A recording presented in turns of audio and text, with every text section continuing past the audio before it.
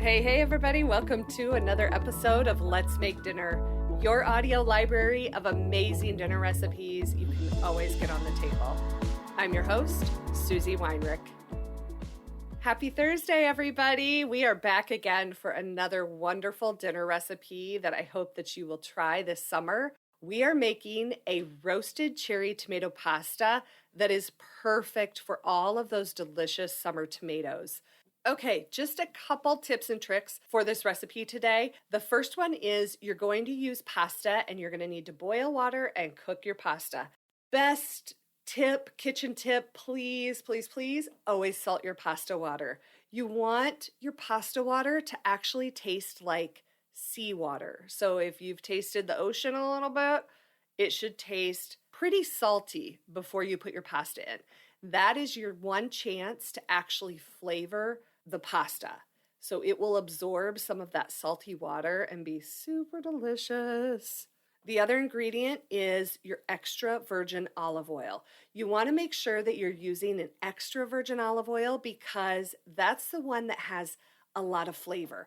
Regular olive oil is basically flavorless. So use that extra virgin olive oil and it imparts such a nice flavor to the pasta.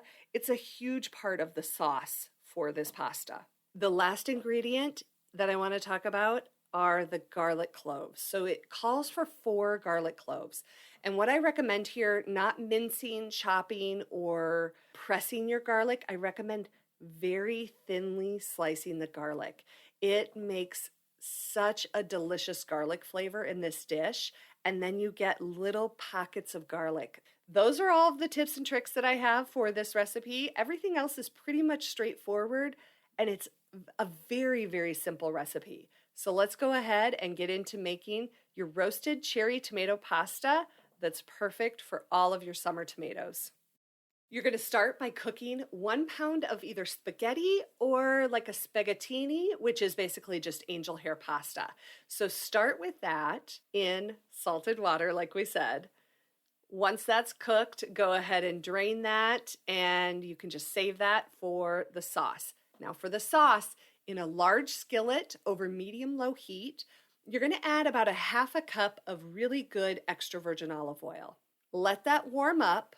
And then you're going to add about 1.5 to 2 pounds of cherry or grape tomatoes.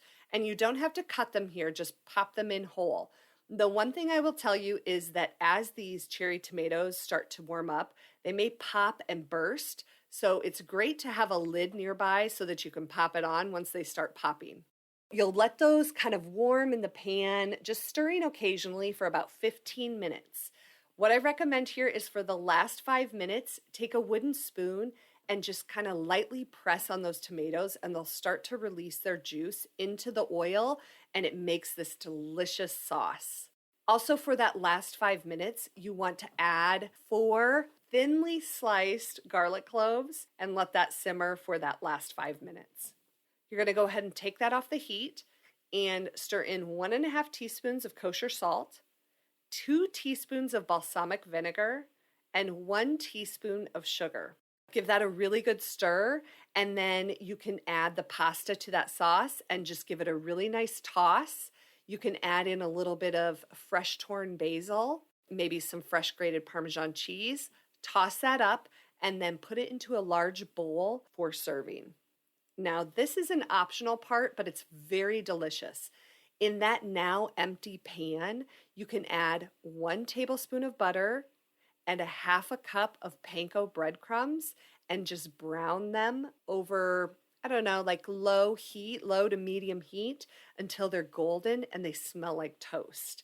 Then when you serve this roasted cherry tomato pasta, you can top it with a little bit of the toasted breadcrumbs and fresh grated Parmesan cheese and a little more basil.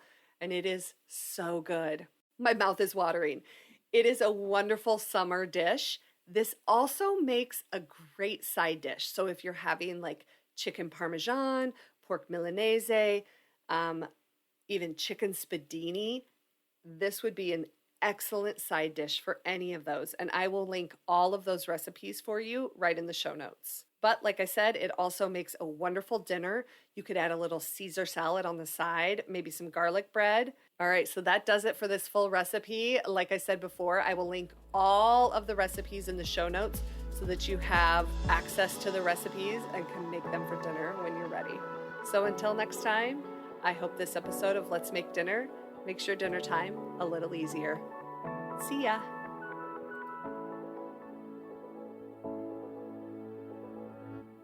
All right, guys, now it's time for your double dip. I'm so glad you stuck around and you can hear what we're making next week. If you want to make dinner with me next Thursday, we are making grilled barbecue pork tenderloin, and this is a knockout recipe. You are absolutely going to love it. Here's what I'll tell you though, you do want to marinate this ahead of time. I like to do it for about 24 hours, but you can marinate this pork tenderloin anywhere from 4 hours to 48 hours. So get it ready when you can, and then you can grill it up on Thursday. So here are the ingredients you need to make your grilled barbecue pork tenderloin. 2 pork tenderloins, extra virgin olive oil, Worcestershire sauce, black pepper, and then a few spices from your spice cabinet. You'll need chili powder, garlic powder, onion powder, kosher salt, ground cumin, and smoked paprika.